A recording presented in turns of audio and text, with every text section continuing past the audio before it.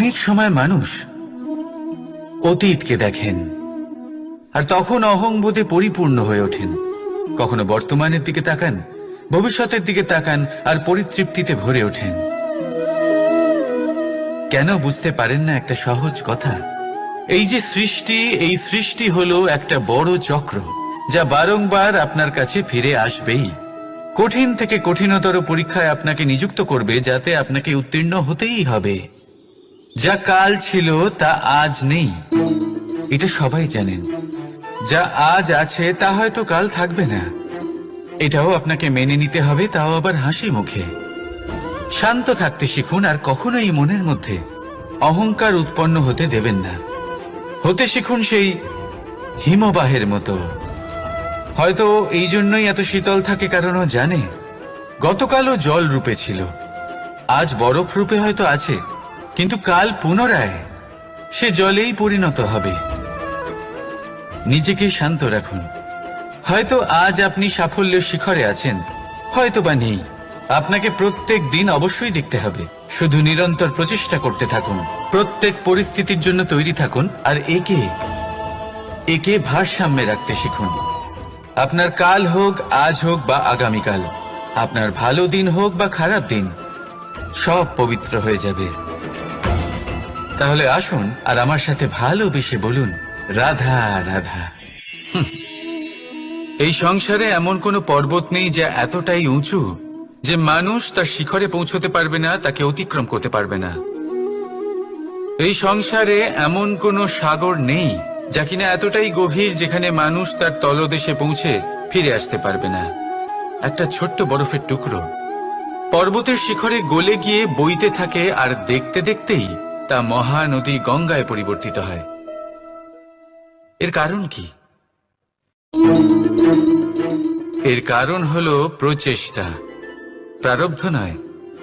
এই প্রচেষ্টাই সুনিশ্চিত করে যে আপনার প্রারব্ধ কি হবে। এই সমস্ত কিছু হলো প্রচেষ্টা আর প্রারব্ধের খেলা। আপনার প্রচেষ্টা যেরকম হবে, আপনার প্রারব্ধ সেরকমই হবে। আর আপনার প্রচেষ্টা যদি উচ্চ মানের হয়, তাহলে প্রারব্ধকে আপনার সামনে নত হতেই হবে। কি বলেন? তাহলে আসুন আমার সাথে ভালোবেসে বলুন, রাধা রাধা। অনেক সময় যখন আমরা কর্ম করি, সাফল্য লাভ করি, কঠিন পরীক্ষায় উত্তীর্ণ হই, বড় কাজ করি, আমাদের মনে হয় এই সংসার আমাদের একটু প্রশংসা করুক, ভালো লাগে। অনেকবার মনে হয় এটা হলো আমাদের কর্মের ফলই বটে, আমরা আনন্দ পাই। কিন্তু যখন আমরা এই প্রশংসা পাই না, তখন কি হয়? আমরা দুঃখী হয়ে যাই, ভেঙে পড়ি। মনে হয় যেন আমার জন্য কেউ চিন্তাই করে না। এমন মনে হয় যেন আমাদের আনন্দে অন্য কেউ আনন্দই পায় না। অনেক রকম ভাবনা আসে। কিন্তু আমি আপনাকে একটা প্রশ্ন করতে চাই, আপনি যে কাজই করেন না কেন, যে কর্মই করেন না কেন, তা কি শুধুমাত্র প্রশংসার জন্য করেন? যদি এরকম হয়ে থাকে, তাহলে সেই ভাবনা এক্ষুনি ত্যাগ করুন। কারণ এই প্রকৃতি আমাদের অন্য শিক্ষা দেয়।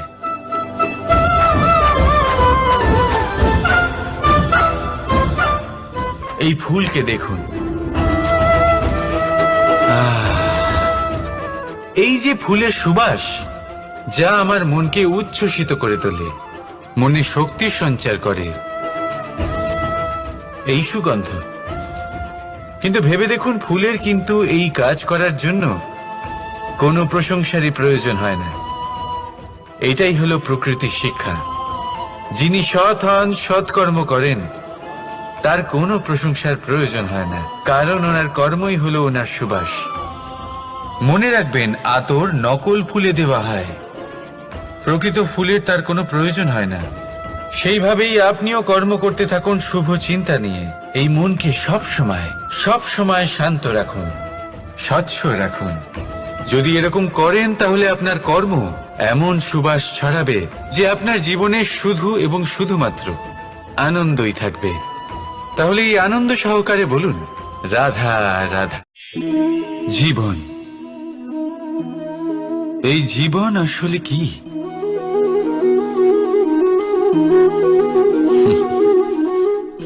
এই প্রশ্ন সবার মনেই এসে থাকে। সবার মন এই প্রশ্নের জন্যই চিন্তিত থাকে,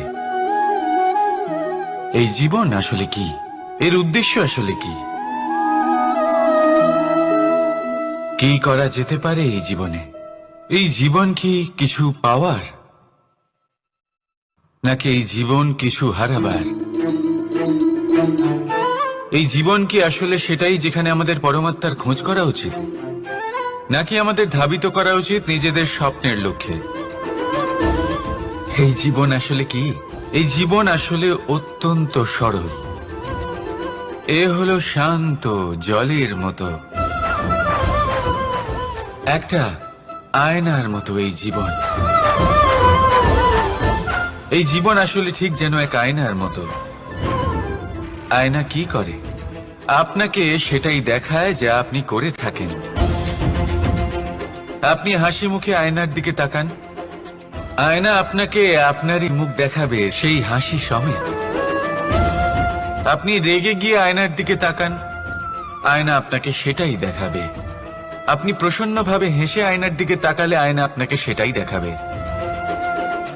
এটাই হলো জীবন, একটা আয়নার মতো। আপনি এটা ভাববেন না যে এই জীবন আপনাকে কি দিয়েছে, বরং এটা ভেবে দেখুন যে আপনি এই জীবনকে কি প্রদান করেছেন।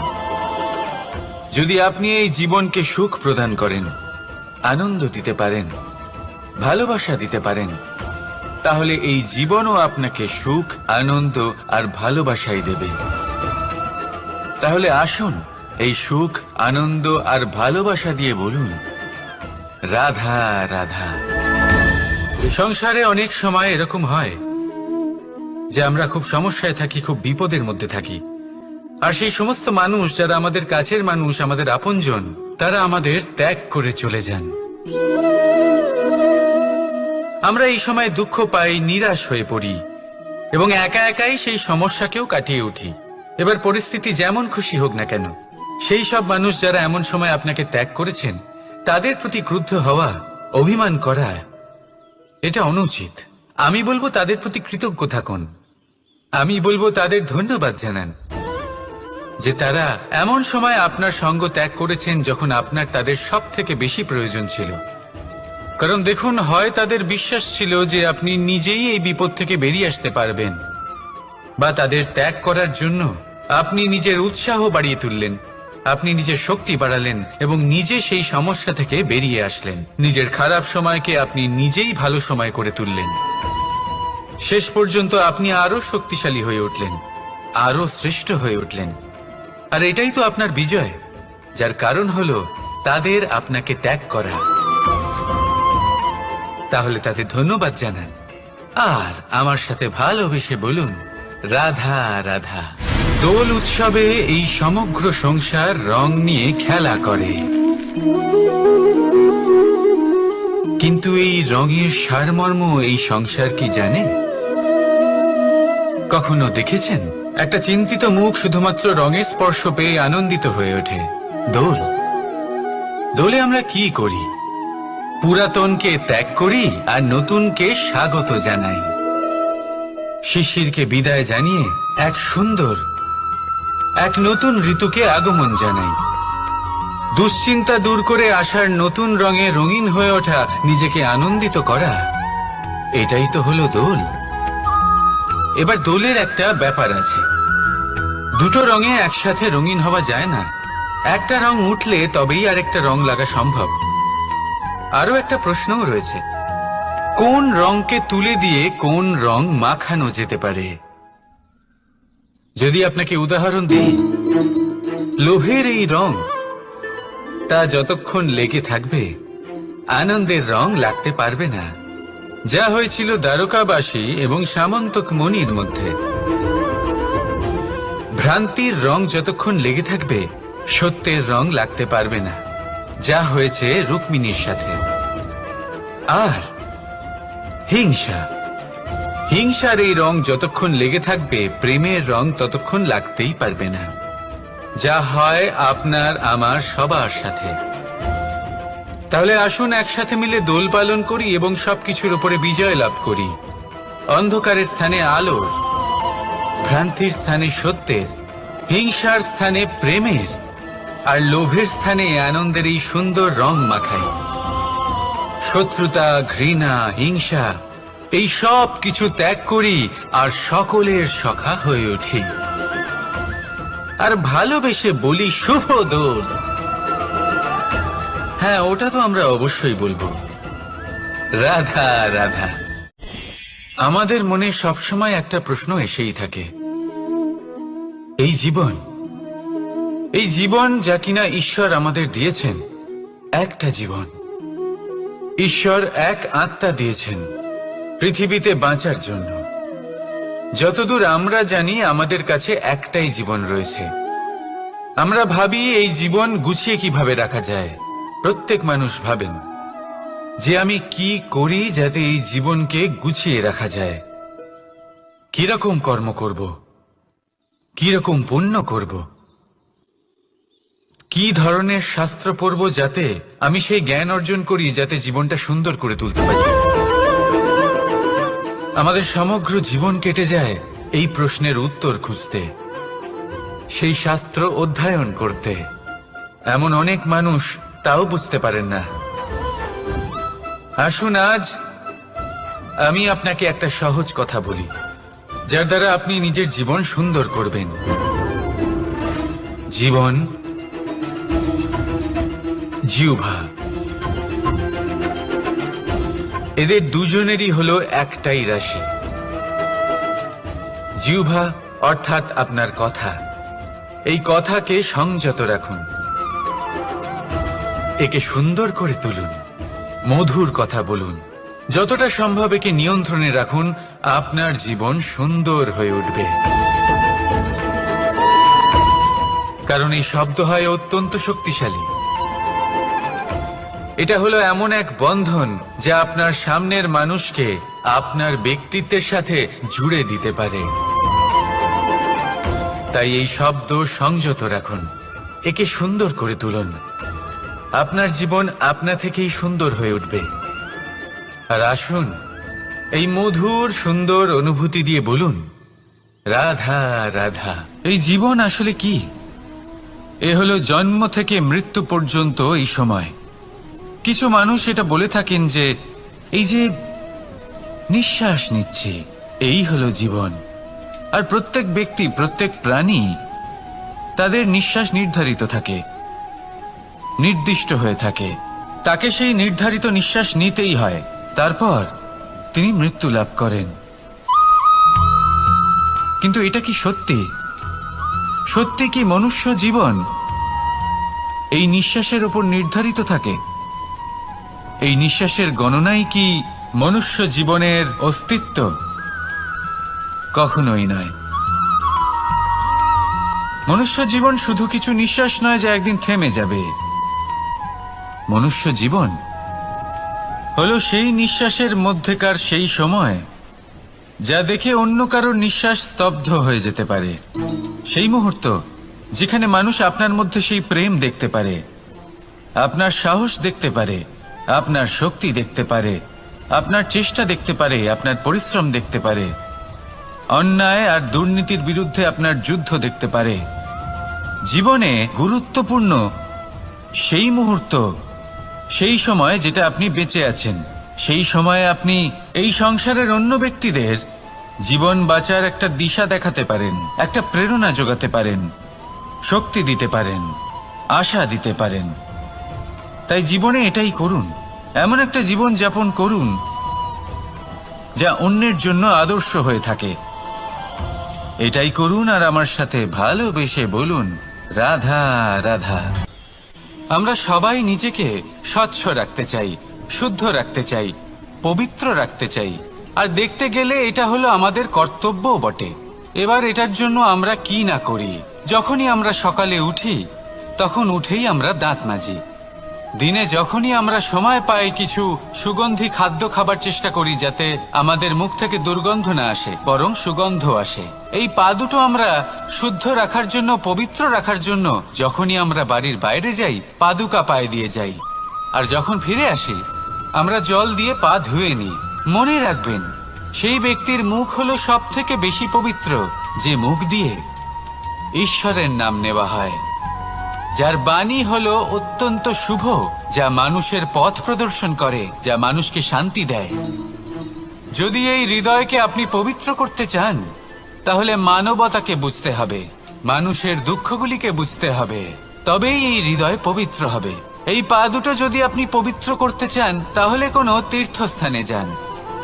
ওখানে হয়তো আপনি জানেনও না যে কতজন সৎপুরুষ, কতজন মহাপুরুষ এসেছেন।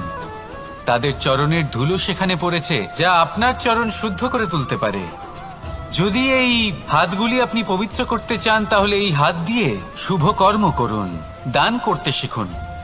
আর যদি এই আত্মা আপনি পবিত্র করতে চান, একটাই বিকল্প আছে, প্রেম, শুদ্ধ নিঃস্বার্থ প্রেম। এই প্রেম বিতরণ করতে থাকুন, আপনি শুদ্ধ থাকবেন, পবিত্র থাকবেন। আসুন আমার সাথে ভালোবেসে বলুন, রাধা রাধা।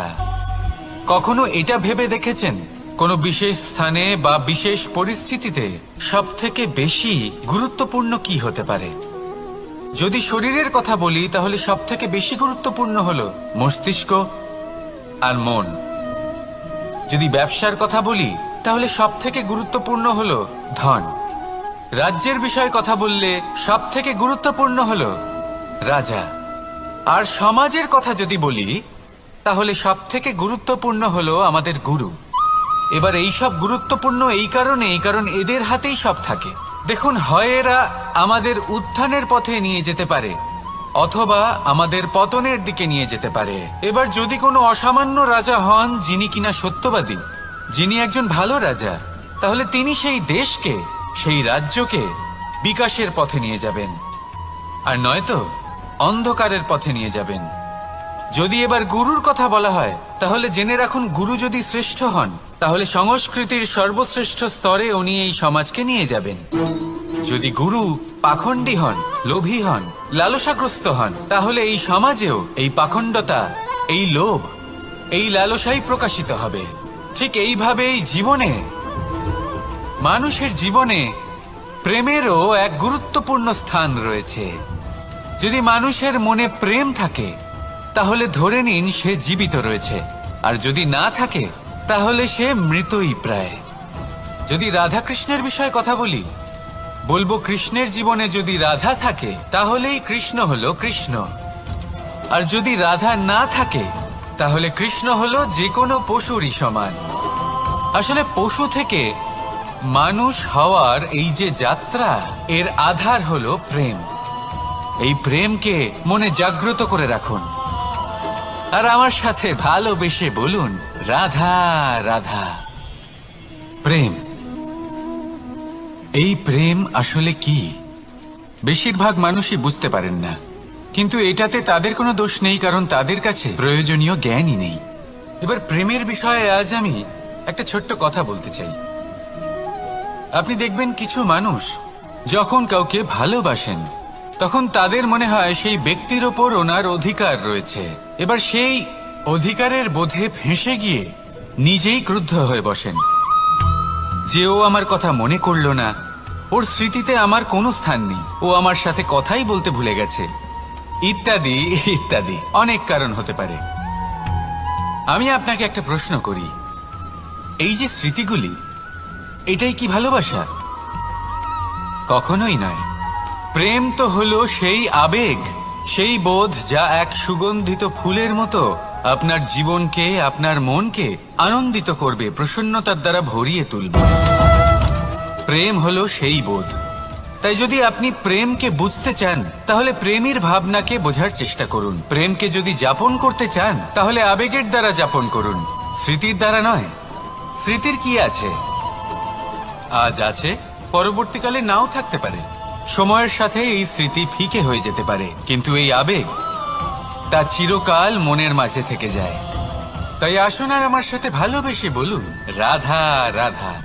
রাজ্য, শাসন, সাম্রাজ্য, সংস্থাপনা, এগুলিকে সফল কখন বলা যেতে পারে? কোনো কোনো বুদ্ধিজীবী বলেন তখন, যখন চারিদিকে শান্তি থাকে, কারোর মনে কোনো প্রশ্ন থাকবে না, শঙ্কা থাকবে না, কিন্তু আমার মনে হয় এটা অনুচিত।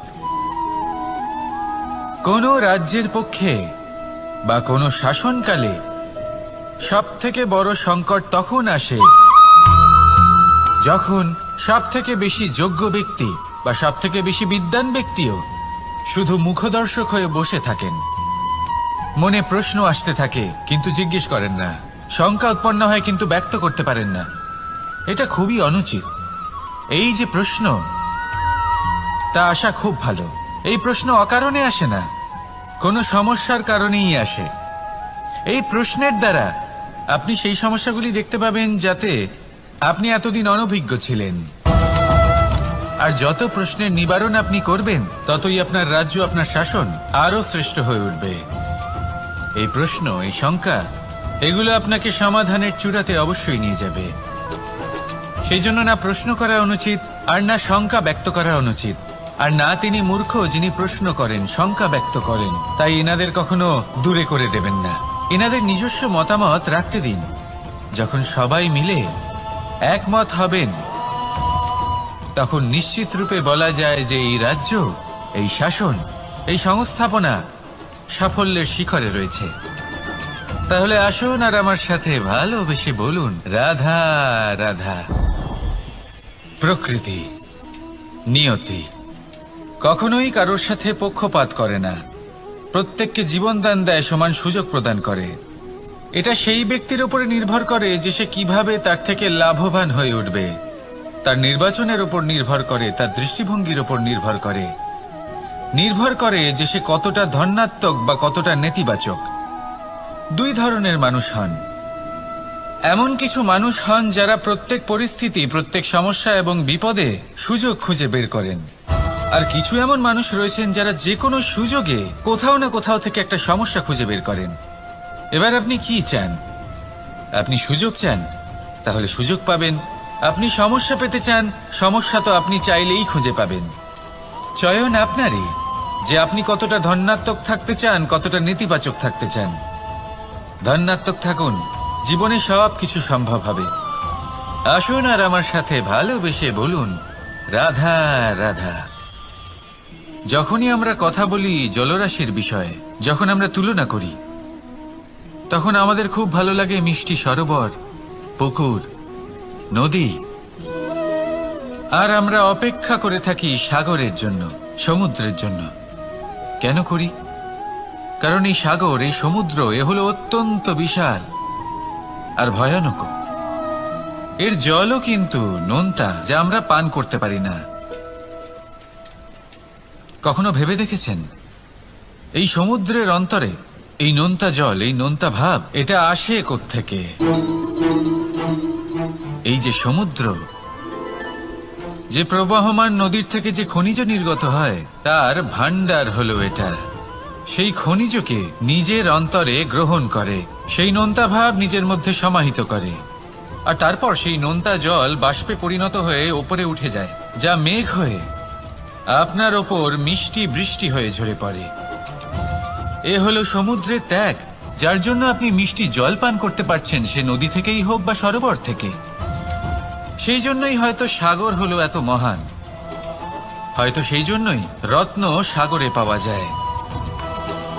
তাই মনে রাখবেন, ক্ষমতা তারই হয় যে ত্যাগ করতে জানে, কোনো বিষকে নিজের মধ্যে ধারণ করে নিতে জানে। তাহলে আপনিও এটাই করুন, এতটাই শক্তিশালী হয়ে উঠুন, আর আমার সাথে ভালোবেসে বলুন, রাধা রাধা। বৃষ্টির ফোঁটা কত ছোট, কিন্তু সাগর কত বড়। হিমখণ্ড কত ছোট, হিমালয় কত বড়। কত পার্থক্য আছে দেখুন। দশরথ পুত্র রাম আর শ্রীরাম। দেখুন, একটা ফোঁটা একসাথে মিলিত হয়ে তখন এই বিশাল সাগর তৈরি হয়। সকল হিমখণ্ড যখন একসাথে মিলিত হয়, তখন এই বিশাল মহান হিমালয় গঠিত হয়। সেইভাবেই একটা ছোট্ট বনবাস দিয়ে শুরু হয়েছিল একটা যাত্রা, রাম থেকে শ্রীরাম হবার পথে, মর্যাদা পুরুষোত্তম হবার জন্য। কিন্তু এর থেকে আপনি কি শিখলেন? বিন্দু আসলে মহান নয়, মহান হলো সাগর, হিমখণ্ড মহান নয়, মহান হলো হিমালয়। অর্থাৎ কোনো মহান কাজ করার জন্য বা মহান হবার জন্য আপনাকে আরম্ভ করতে হবে ছোট থেকে। একটা অত্যন্ত সরল কিন্তু একটা গুরুত্বপূর্ণ কথা আমি আপনাকে বলতে চাই। দেখুন, আরম্ভ করার জন্য প্রথমেই আপনার মহান হবার কোনো প্রয়োজন নেই, কিন্তু হ্যাঁ, মহান হবার জন্য প্রথমে আরম্ভ করা অত্যন্ত প্রয়োজনীয়। আপনি যদি শুরুই না করেন তাহলে কখনো মহান হতেই পারবেন না। প্রকৃত নিষ্ঠা দ্বারা আরম্ভ করুন। আপনার পদক্ষেপ, আপনার কর্ম যতই ক্ষুদ্র হোক না কেন, তা করতে থাকুন, নিরন্তর চেষ্টা করতে থাকুন। তারপর দেখবেন এই যে মহানুভবতা নিজে পথ চলে আপনার কাছে আসবে। তাই আপনি এটাই করুন আর আমার সাথে ভালোবেসে বলুন, রাধা রাধা। কোনো প্রাণী, মানুষ অত্যন্ত চঞ্চল হয়, একদম জলের মতো। জলও অত্যন্ত চঞ্চল, অত্যন্ত উৎসুক। জল সবসময় উৎসুক হয়ে থাকে আকাশের কাছে যাবার জন্য। সেই জন্য সে নিজেকে জ্বালায়, বাষ্প হয়, আর আকাশে পৌঁছে মেঘে সমাহিত হয়ে যায়। তারপর সেই জল উৎসাহিত হয়ে থাকে যে ও কবে বৃষ্টির ধারা হয়ে মাটিতে ঝরে পড়বে। প্রখর বায়ুর বেগ সহ্য করে, তারপর মাটিতে ঝরে পড়ে। এটা জল কিভাবে করতে পারে? তার উত্তর হলো এটাই যে জল যাত্রার উদ্দেশ্য আর মাহাত্ম্য বুঝতে পারে। আর সত্যি বলতে এই যাত্রা কিন্তু অত্যন্ত গুরুত্বপূর্ণ।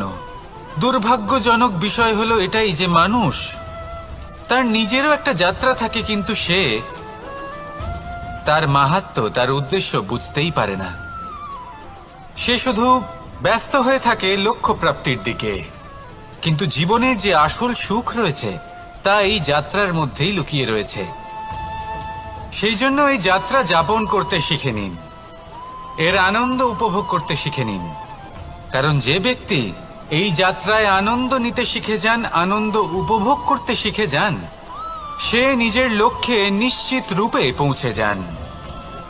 তাই নিজের এই যাত্রার প্রত্যেক মুহূর্ত উপভোগ করতে থাকুন আর এই আনন্দ সহকারে বলুন, রাধা রাধা। কথোপকথন অত্যন্ত গুরুত্বপূর্ণ। এটা প্রত্যেক সম্পর্কের জন্য, বরং জীবনের জন্য অত্যন্ত গুরুত্বপূর্ণ। যদি কথোপকথন না হয় তাহলে আপনি অপর মানুষকে বুঝবেন কি করে, বা উনি আপনাকে বুঝবেন কি করে? এবার কথোপকথনের দুটি পদ্ধতি থাকে। প্রথম হলো আপনি সামনের মানুষের কথাটা বুঝতে চাইলেন। দ্বিতীয় পদ্ধতি, আপনি নিজের কথা সামনের মানুষকে বোঝাতে চাইলেন। বেশিরভাগ সময় এটা হয় যে এই কথোপকথন ঝগড়াতে পরিণত হয়। কেন এমন হয়? কারণ না আমরা নিজের কথা সামনের মানুষকে বোঝাতে পারি, না সামনের মানুষ আমাদের বুঝতে পারেন। এটা কেন হয়? কারণ আমরা সামনের মানুষের কথাটা শুনি, কিন্তু সেটা বোঝার চেষ্টা করি না, তাকে উত্তর দিতে চাই। জীবনে সামনের মানুষের কথা শুনুন তাকে বোঝার জন্য, দেখবেন সব ভালো হয়ে যাবে।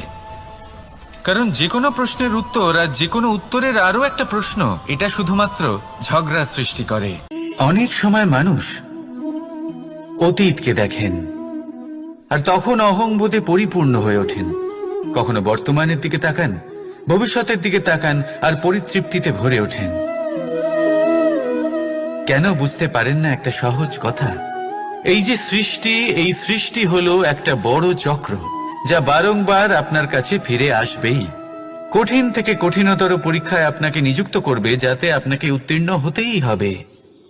যা কাল ছিল তা আজ নেই, এটা সবাই জানেন।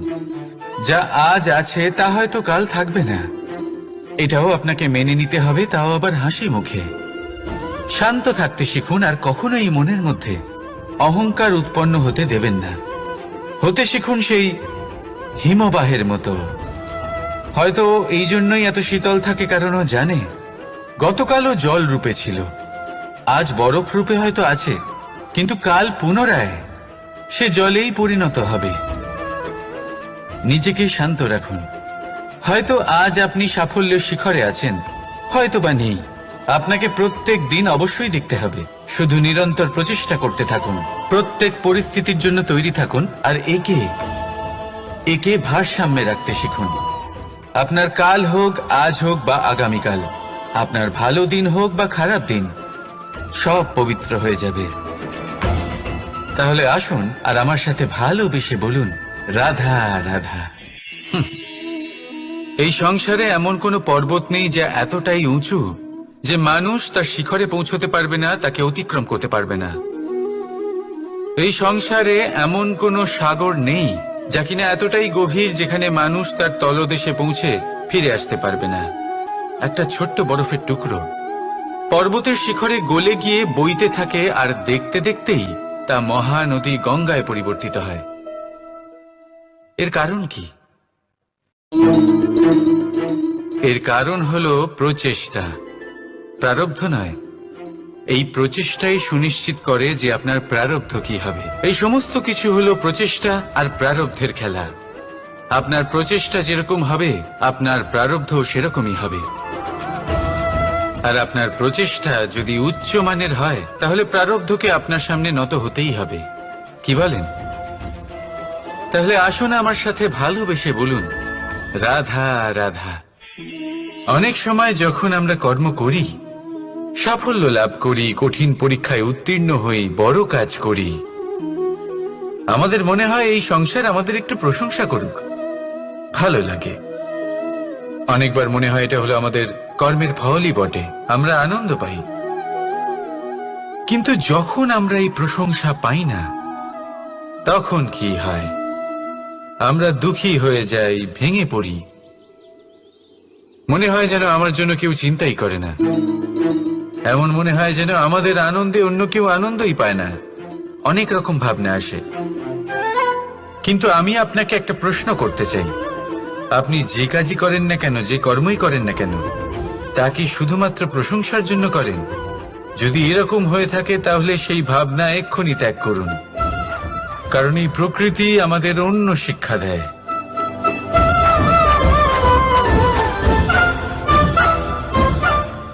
এই ফুলকে দেখুন, এই যে ফুলের সুবাস, যা আমার মনকে উচ্ছ্বসিত করে তোলে, মনে শক্তি সঞ্চার করে, এই সুগন্ধ।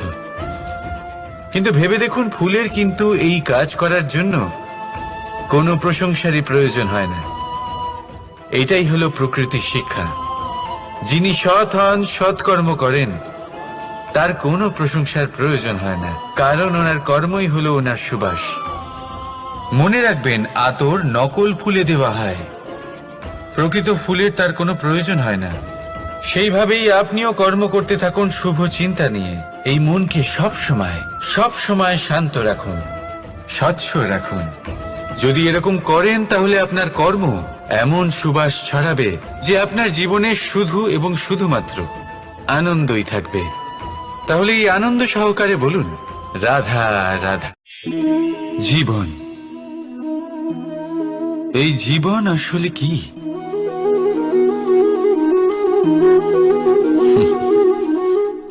এই প্রশ্ন সবার মনেই এসে থাকে। সবার মন এই প্রশ্নের জন্যই চিন্তিত থাকে। এই জীবন আসলে কি? এর উদ্দেশ্য আসলে কি? কি করা যেতে পারে এই জীবনে? এই জীবন কি কিছু পাওয়ার, নাকি এই জীবন কিছু হারাবার? এই জীবন কি আসলে সেটাই যেখানে আমাদের পরমাত্মার খোঁজ করা উচিত, নাকি আমাদের ধাবিত করা উচিত নিজেদের স্বপ্নের লক্ষ্যে? এই জীবন আসলে কি? এই জীবন আসলে অত্যন্ত সরল। এ হলো শান্ত জলের মতো,